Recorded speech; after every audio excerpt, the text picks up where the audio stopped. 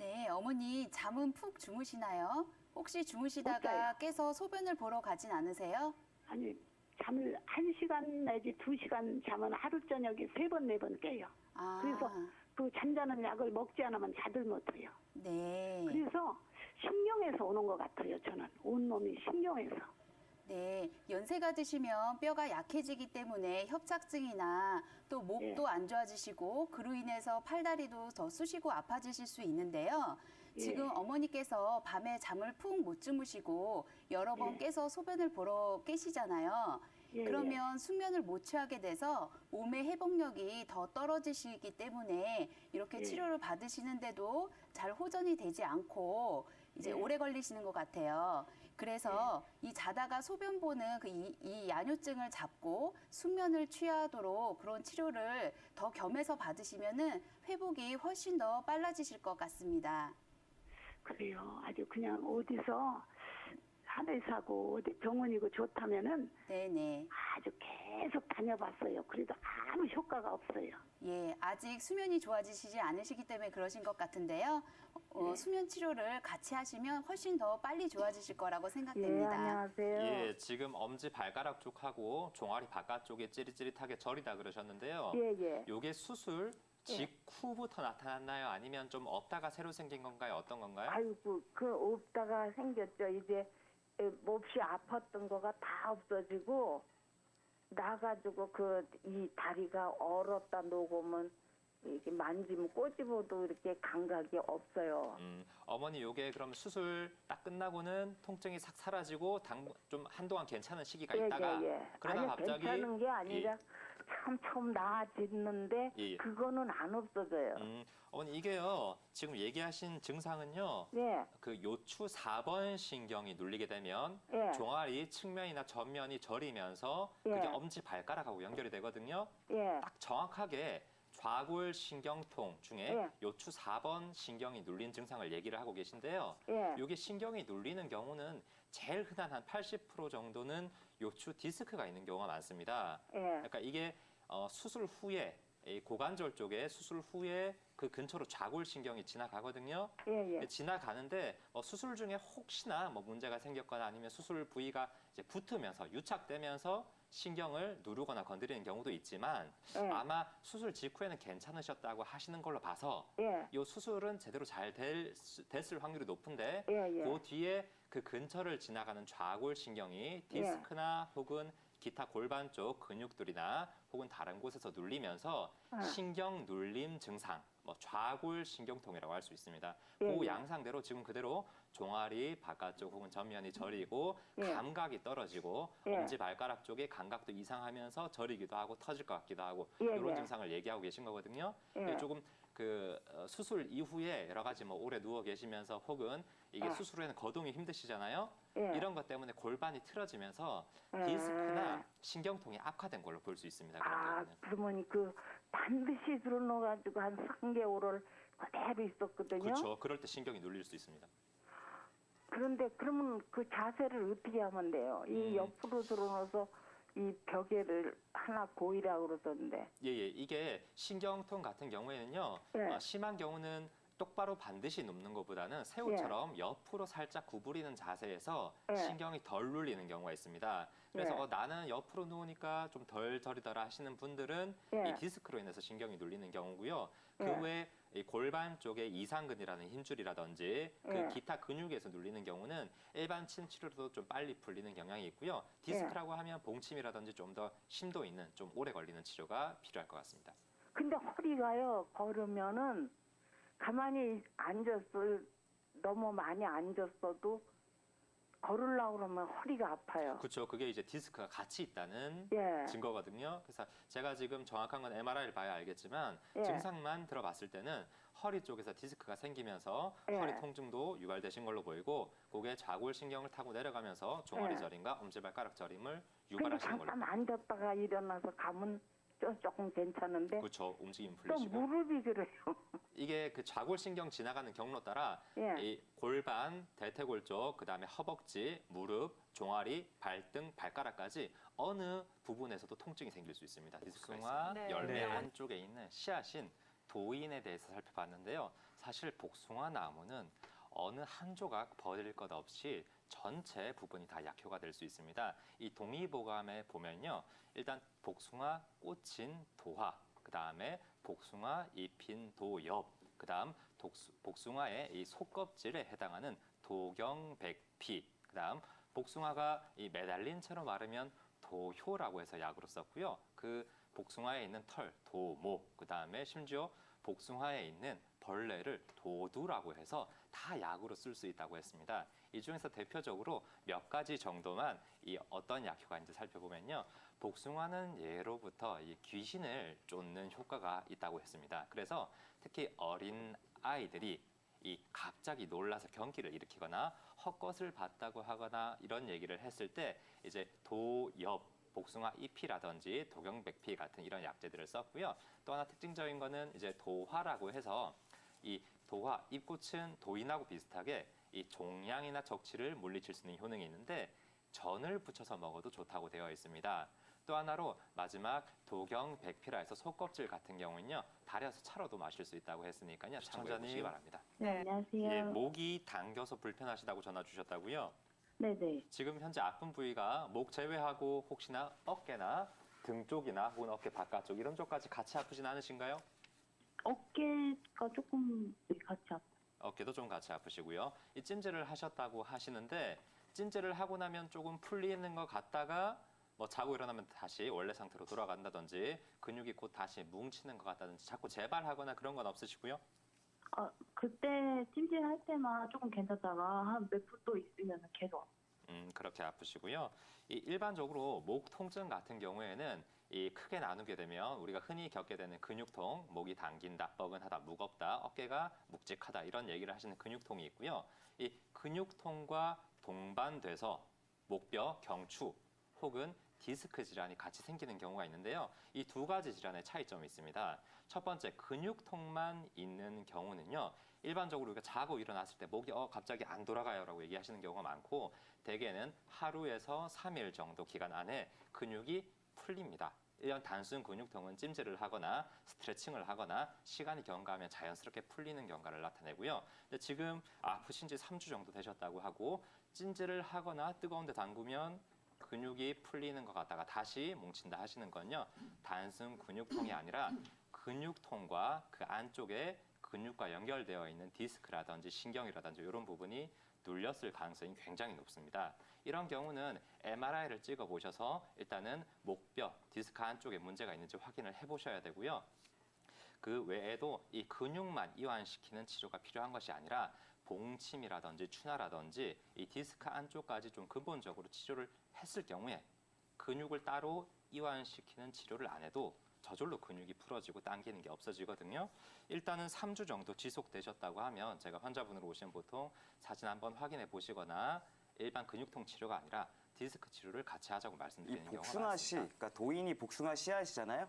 이 복숭아 씨와 관련된 가장 많은 주의할 사항 중에 하나가 이 다 먹고 말려놓으면은 강아지들이 자꾸 먹어가지고 그 동물병원에서 그런 얘기가 많이 나온다고 해요. 네. 네, 사실 그 MC분들은 복숭아가 알러지가 많은 과일이잖아요. 그쵸. 그러면 이 복숭아 씨앗은 알러지가 있을까요? 어떨까요? 있지 저는 않을까요? 그래도 복숭아가 털 알러지 보통 말씀을 하잖아요. 그래서 상관없지 않을까 싶거든요. 네, 사실 아까 우리 김 원장님이 꿀팁에서도 말씀하셨지만 무독하지 않습니까? 네. 그 말은 이제 아무래도 이 독성도 없고 알러지 반응도 안 일으키는 그런 과일이거든요. 그렇기 때문에 이 씨앗을 복용하셔도 뭐 복숭아 알러지가 있는 분들이 복용하셔도 전혀 문제될 거 없으니까 좀 걱정하지 않으셔도 될 것 같고 이 밖에도 이제 많이 복용하시면 설사를 하실 수도 있지만 이 아미그달린이라고 하는 성분이 8g이 넘어가게 되면 독성을 일으킬 수도 있거든요. 그렇기 때문에 그런 부분 참고하셔서 네, 주의하셔야겠습니다. 안녕하세요, 어머니.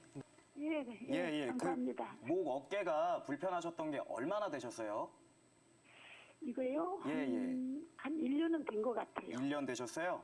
예, 그럼 이 목, 협착이, 네, 협착이 있어갖고 예. 걷지도 못해요. 협착이 허리에 있으신가요? 예, 예. 그건 이제 그래서 따로 다리 치료를 위- 받으셨고요.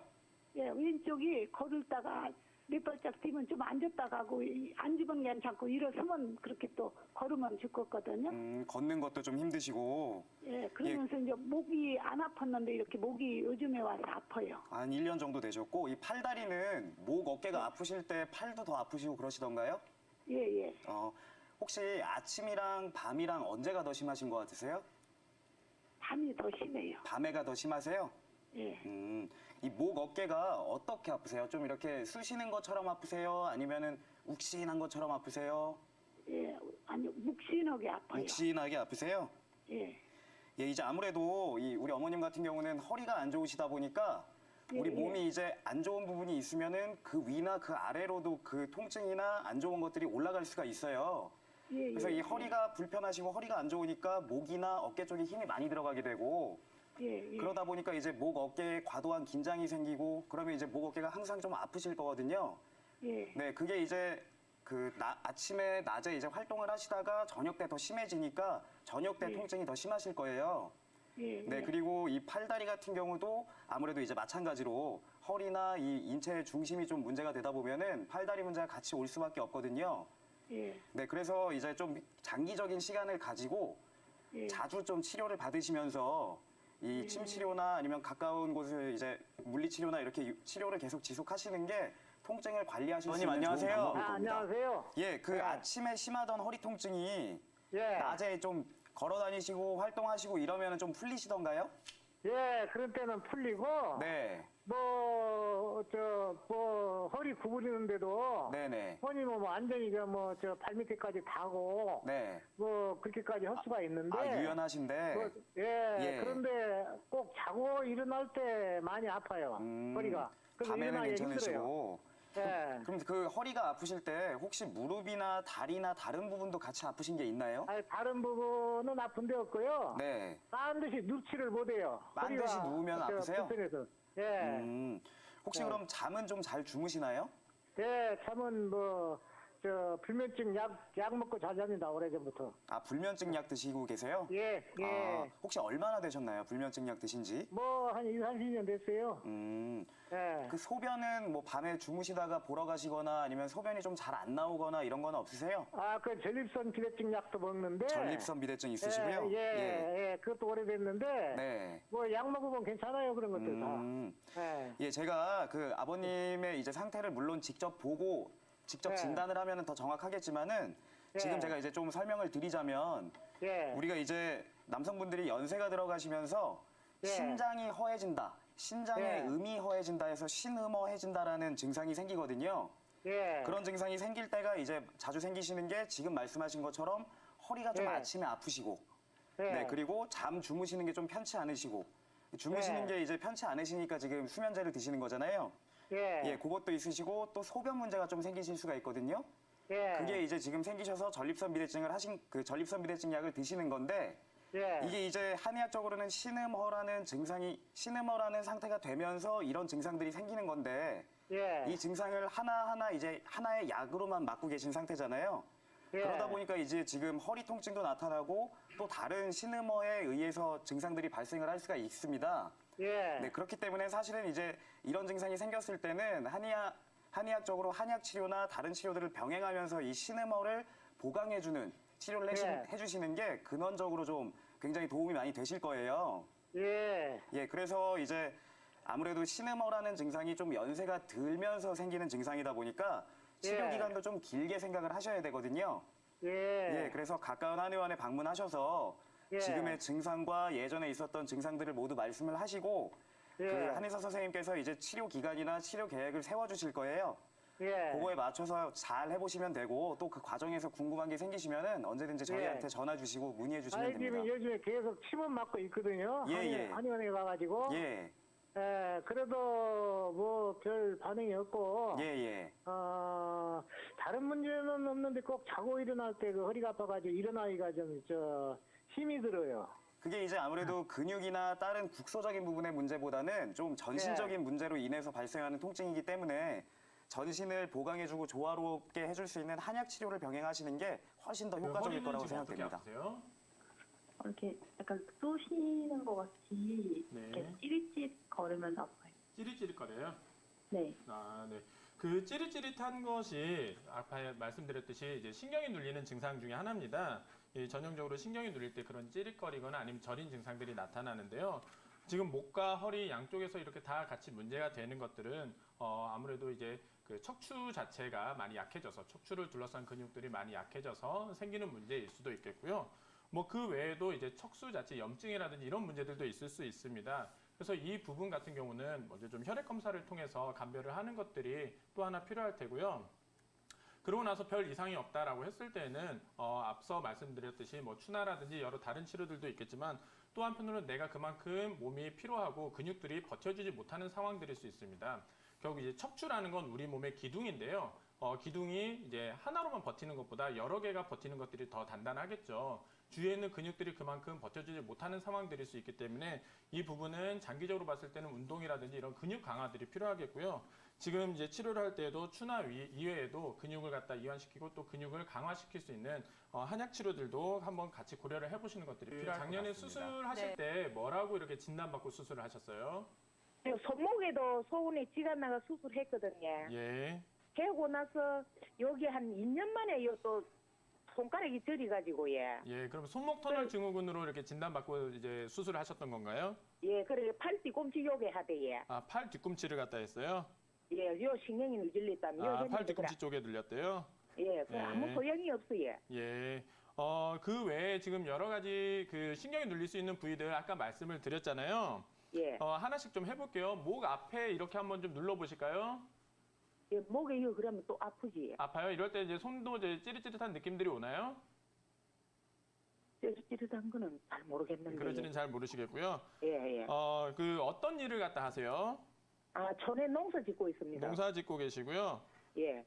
네. 이게 아픈 건 언제부터 되셨죠?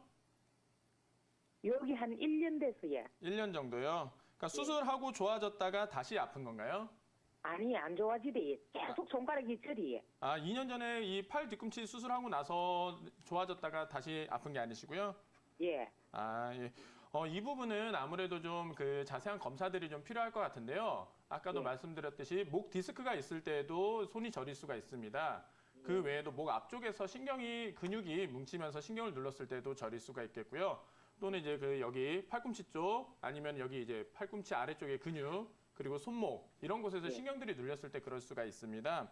이 예. 부분은 가까운 한의원에 가셔서 예. 좀 정밀하게 진단을 받으시고 검사를 해서 치료를 갖다 하시는 것들이 필요할 텐데요. 아무래도 좀 수술을 했는데도 만약 이제 잘 회복이 안 되는 경우는 또 그런 경우들이 있을 수 있습니다. 이제 수술 진단이 잘못된 것이 아니라 내 회복력에 어떤 문제들이 좀 있을 수가 있습니다. 이런 경우에는 내 회복력을 갖다 높여줄 수 있는 한약 치료들도 참 같이 병행을 하시는 것들이 필요할 수가 있으니까요. 가까운 한의원에 가셔서 진단을 받으시고 적합한 치료들을 꾸준히 좀 받으시는 것들이 좋겠습니다. 네. 한의원에 가서 지금 침을 계속 맞고 있거든요. 네, 예. 계속해서 치료를 받고 계세요? 예. 네, 또 어떤 점이 궁금하세요, 어머니? 요것만 손가락 여기 그래 자꾸 신경이 쓰여서 그래 한번 문의해봤습니다. 네, 김정은 원장님, 우리 어머니께서 계속해서 이렇게 치료를 받으시고 수술도 하셨는데 통증이 지속되잖아요. 네. 앞으로도 그래도 꾸준히 치료를 받는 게 좋겠죠? 예, 아까도 말씀드렸듯이 그렇게 꾸준히 하는데도 불구하고 이제 그 효과들을 갖다가 좀 미미하게 볼 때에는요. 내 회복력들이 내 몸에서 이제 다시 그런 이제 안 좋은 것들이 손상된 부분들이 회복되는 능력들이 떨어져 있는 경우들이 많이 있습니다. 이런 경우에는 아무래도 한약 치료를 갖다 같이 하는 것들이 좋은데요. 특히나 우리가 이제 칠정이라고 이야기를 하죠. 스트레스와 긴장으로 인해서 뭉쳐 있을 때 이런 경우들은 이런 긴장들을 완화해주는 한약들이 도움이 될 수 있겠고요. 또는 순환이 되지 않아서 생기는 경우들도 있습니다. 이런 부분들은 이런 순환을 갖다가 도와주는 한약이 도움이 될 수도 있겠고요. 또는 기운이 너무 딸려서 회복이 되지 않는 경우, 이런 경우에는 이 소화 기능을 갖다 개선시키고 기능을 갖다 항진시켜주는 이런 한약들이 좀 도움이 될 수가 있겠습니다. 네, 어머님, 이러한 예. 점들도 잘 참고해 보시고요. 예. 네, 치료 한번 잘 받아보시고 또 치료 받으시다가 궁금한 점 생기시면은 저희가 지금처럼 상담 도와드릴 테니까요. 예. 또 전화 주세요. 예, 단약도 한번 먹어볼까 예, 그러면 예.